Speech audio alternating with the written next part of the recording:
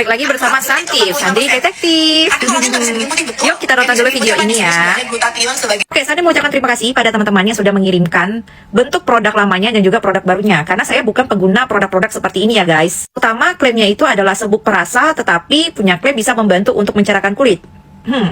Ya, kita kritisi dulu terkait dengan ingredients yang produk lama dengan produk baru. Produk lama itu pemanisnya menggunakan dextrose dan fructose, sedangkan produk baru itu menggunakan pemanis alami yaitu stevia. Nah, ini yang menjadi pembahasan Sandri atau highlightnya Sandri terkait dengan creamer dan juga susu bubuk yang di kemasan lama, sedangkan di sini menggunakan creamer dan susu skim. For you information, terkait dengan susu skim adalah sebagian lemak dari susunya itu sudah dihilangkan ya guys. Terus ada penambahan vitamin B3 atau niacinamide. Nah sih banyak ya, kalau untuk serbuk-serbuk seperti ini atau perasa atau produk-produk UVF atau ultra processed food itu banyak menggunakan vitamin B3 sebenarnya. Nah terus di sini untuk kopinya itu dikurangi ya guys, yang lama itu 3%, sedangkan yang baru itu 1,9% untuk komposisinya. Ya kalau aman bagi lambung yang tergantung lagi ya kepada teman-teman semuanya, apalagi di sini ada beberapa ingredients yang menurut Sandri itu tidak aman atau tidak bisa untuk orang yang punya permasalahan lambung.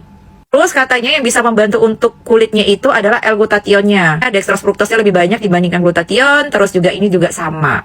Oke lah, sebenarnya lebih unggul yang baru sih. Cuman ada satu hal yang menurut Sandri ini menarik sekali. Tapi kalian nonton dulu cuplikan video ini ya. Nah, teman-teman dengerin dulu video ini ya. Lalu reformulasi, itu juga harus izin lagi ya Pak ya? Ya pasti. Walaupun cuma parfumnya aja gitu? Ya, karena memang setiap dia dulu pakai pengawet A, ya karena kemudian karena sesuatu dan lain hal, ya mungkin karena kestabilan atau apa, dia pakai pengawet B. Nah itu tentu berbeda itu produknya, berbeda bahannya. Itu juga dilakukan perubahan nomor izin edarnya. Oke teman-teman, tadi sudah nonton ya. Walaupun itu sebenarnya topiknya adalah kosmetik, tetapi seluruh produk itu harus ada perubahan terkait dengan nomor izin notifikasi. Ada yang menarik nih di sini. Nah kira-kira gimana nih guys? Kalian bisa lihat ya nomor izin edarnya 071 sekian-sekian, nomor sama. Seharusnya ini kan yang baru ya, itu diubah dong nomor notifikasinya. Kok ini masih pakai nomor notifikasi yang lama? Why? Karena nomor notifikasinya sama, saya dicek juga dong. Nah, ini nomor notifikasinya, benar kan? Sama, ya. Dan apa kalian baca di situ? Ada klaim nggak untuk kulit? Antara di sini kategorinya adalah MD tadi kan, yaitu pangan olahan. Ya pasti UPF atau ultra processed food.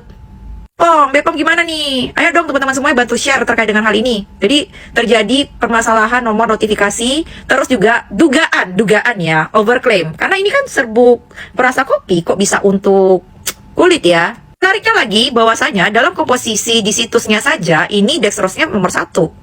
Sedangkan itu dextrose nomor berapa? Di komposisi lama. Tanda tanya lagi kan? Nah kalau teman-teman pengen tahu kenapa penggunaan sublingual itu Sandi nggak setuju. Nah selain itu ada satu hal yang menarik lagi yang pengen Sandi bahas. Kemarin itu Sandi lihat ada sih dia berbicara terkait letak di bawah lidah, tapi kali ini pakai apliknya. Padahal di komposisinya itu tertera jelas bahwasanya itu pemakaiannya harus diseduh. Apa? Sublingual bukanlah pilihan untuk penggunaan produk-produk pangan seperti ini guys. Oke lah ya alasannya karena terkait dengan penyerapannya lebih cepat, tidak melewati saluran cerna, langsung aja ke aliran darah gitu ya, biar cepat efeknya. Nah, Sandi melihat terkait dengan komposisinya ini semuanya ya guys, itu tidak ada yang itu mengarah ke sublingual, itu nggak masuk gitu guys. Karena partikel-partikel atau ukuran partikel dari produk-produk ini sangat besar. Walaupun katanya stevia-nya bisa masuk, tapi nggak disarankan stevia itu untuk masuk ke sublingual. Ataupun menggunakan pemanis dextrose atau fruktosa dalam kemasan yang lamanya. Terus anti kepal silikon dioksida ini, ya kedua-duanya ada. Belum banyak penelitiannya guys, sarankan dia lebih ke oral atau caranya diseduh. Apalagi kopinya, yang ini yang lumayan besar. Apakah kalian merasa berdebar atau bagaimana teman-teman? Saya nggak tahu. Ini dikurangin, katanya aman bagi lambung. Terus di sini ada lagi gula untuk kulit. Permasalahan kerusakan gigi ya guys. Jadi yang paling parah itu sebenarnya pada formulasi yang pertama, nih ya, yang produk lama, yaitu adanya dextrose, fructose, terus juga ada creamer dan juga susu. Di mana dextrose dan fructose itu ketika ada di mulut kita atau ada di saliva kita, dia akan membentuk asam. Nah, asam itu akan merusak gigi teman-teman semuanya. Lagi digunakan 2 kali sehari, pagi dan malam. Kalau kalian malamnya nggak gosok gigi. Sebenarnya sama aja guys ya. Di formula baru juga masih ada creamer dan susu skim.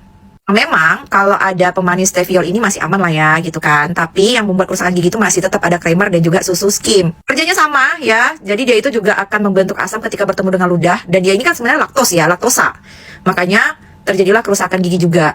Kalau minat terkait dengan pembahasan prosesnya nanti kita akan bahas di next konten ya. Itu yang dipermasalahkan sebenarnya terkait dengan creamer dan susu skimnya. Ini adalah dextrose dan fruktosnya. Kesimpulannya adalah produk ini tidak efektif buat teman-teman kalau kalian letak di bawah lidah. Percuma saja dia menggembar-gemborkan terkait dengan hal tersebut.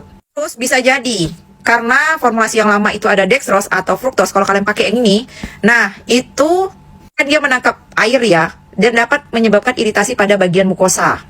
Nah, produk yang baru juga menggunakan susu skim sama creamer. Di border ke situ karena paling banyak komposisinya.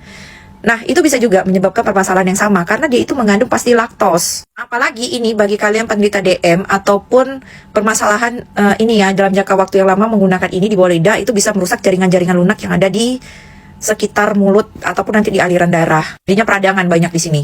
Oke lah ya guys, gitu aja dari Sandri. Terima kasih. Salam Apoteker Sandri. Semoga ini bisa membantu buat teman-teman semuanya ya. Dan berhati-hatilah kalau memilih suatu produk ya. Bye-bye.